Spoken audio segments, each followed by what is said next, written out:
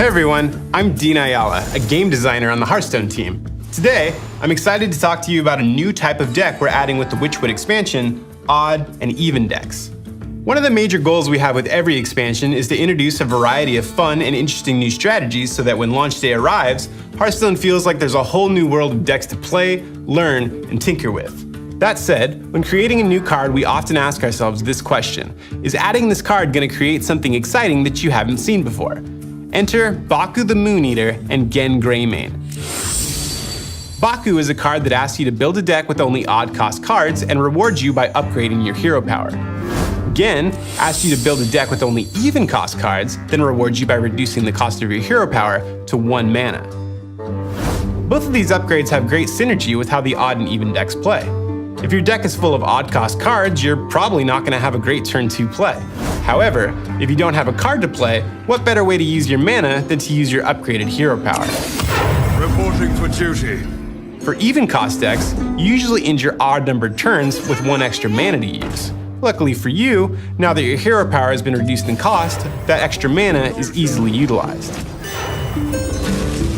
Because both of these cards are neutral, you can use either of them in each of our 9 classes. That means both of these cards together represent a total of 18 new styles of decks. So, when we make an individual card that requires you to make great deck building sacrifices, the power level of that card has to be relatively high in order to compensate. It can be frustrating to build an entire deck around one specific card and not be able to count on drawing that card every game.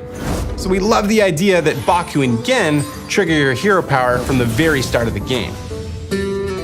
These decks can also be pretty interesting to play against. Now that you have a bunch of new information about what cards are not included in your opponent's deck, you know that if you're playing against an odd cost mage, you know they can't play even cost cards like Meteor or Blizzard. Or, if you're playing against an even cost paladin, you know they won't have cards like Aldor Peacekeeper. Now that you know some of the reasons why we're excited about the odd and even mechanic, let's talk about some specific examples of decks that we had fun playtesting. First, Odd Warrior, which gives you access to one of the most famous hero powers in Hearthstone history, Tank Up. Tank Up is the upgraded hero power that grants you 4 armor every time you use it. The trick when building the odd cost warrior is finding a deck that takes advantage of extending to the late game without being handicapped too much by not being able to include even cost cards. We thought it was time for the return of a popular Ungoro deck, but with a new twist: Taunt Warrior. Many of the popular taunt creatures such as Stonehill Defender, Tar Creeper, Direhorn Hatchling, they all fall on odd cost. So we found there is little sacrifice if you want to be able to complete the Ungoro quest, which of course is also odd cost. Now, I know what you might be thinking. Tank Up is great and all, but the late game, it's just not what you're all about. You, like many other Hearthstone fans out there, aren't really interested in going to turn 20 to turn 30. You want to go somewhere different, somewhere special. You want to go base. Here, we had fun with another odd cost deck and the return of an old fan favorite, Base Hunter. Playing Face Hunter with Baku in the odd cost deck upgrades your hero power to deal 3 damage to the enemy hero every time you use it. Face Hunter loves having a variety of 1-drops, which fortunately isn't a problem for odd cost decks. You know who else doesn't care about having even cost cards? Wolf Rider. Kill Command. Eagle Horn Bow. And most importantly, Huffer.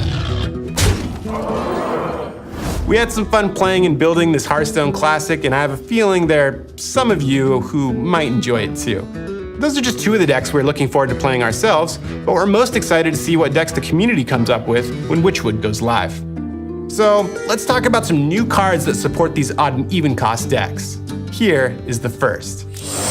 Black Cat is a 3-mana 3/3 minion with spell damage +1. As an additional bonus, if your deck has only odd cost cards, you get to draw a card.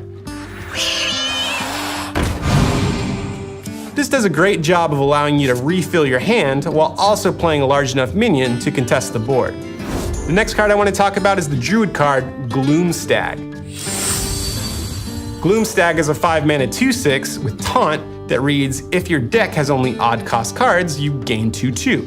If you satisfy that condition, that's a 5-mana 4/8 Taunt. The upgraded Druid hero power allows you to gain 2 armor and 2 attack every turn, which is fantastic for extending the late game and outvaluing your opponent. Gloomstag is a great option for decks that want to make sure that they can get to those late game stages where your hero power starts to overwhelm your opponent and swing the game back in your favor. For the wild. Next, we have an even deck supporter in the Shaman card, Merkspark Eel. Merkspark Eel is a 2-mana 2/3 minion, and as a bonus for building an even cost deck, it also allows you to deal 2 damage. This is great for shooting down minions to protect all those totems you'll be summoning if you also have the 1-cost hero power granted by Gen Greymane. The last card I have to share with you guys today is one of my favorites. It's the Priest card, Glittermoth. Glittermoth is a 5-mana 4/4 minion that will double the health of all other minions in play, so long as your deck only contains odd-cost cards. This goes great alongside a deck full of high-health minions because you'll be able to heal those minions up with the upgraded hero power that comes with making the odd-cost deck. Well, that's all the time I have today. Make sure and stay tuned as we'll be revealing more cards as we get closer to the release of the Witchwood. Thanks for watching, we'll see you next time.